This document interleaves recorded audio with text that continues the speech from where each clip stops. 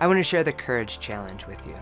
We think that acts of bravery, acts of courage have to be these grand over-the-top gestures, but that's not the case. The courage challenge is to just stay in the uncomfortable. Conceptually, we all know what it feels like to be uncomfortable. It's that feeling in the pit of your stomach, that desire to change whatever you're doing immediately to get to a safer, more comfortable place. I want you to try an experiment with me. I want you to sit back and fold your arms. Now I want you to uncross them and recross them with the opposite arm on top.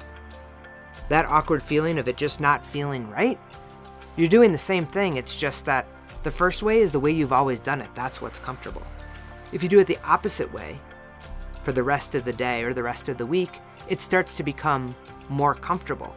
That feeling of being able to rewire your brain, that neuroplasticity, we can overcome our discomfort. That's how we push our boundaries, is by forcing ourselves to do things differently than we've always done them before. So here's a real world example. Let's say you want to be more conversational, more engaged in your community. The next time you go to the coffee shop, try to engage in a conversation with the barista. It's a pretty low risk, high reward situation. If they engage, then it's great. You have a new connection, a new conversation. If they don't, it's not the end of the world. And even in that scenario, you've pushed your comfort zone. You've extended your boundaries of who you're willing to engage with. And as we continue to make that broader and broader, we become more courageous every day.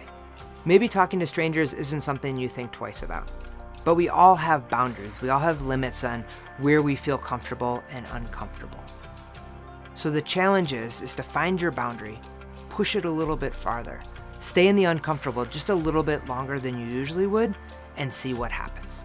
You'll be a stronger leader for doing it.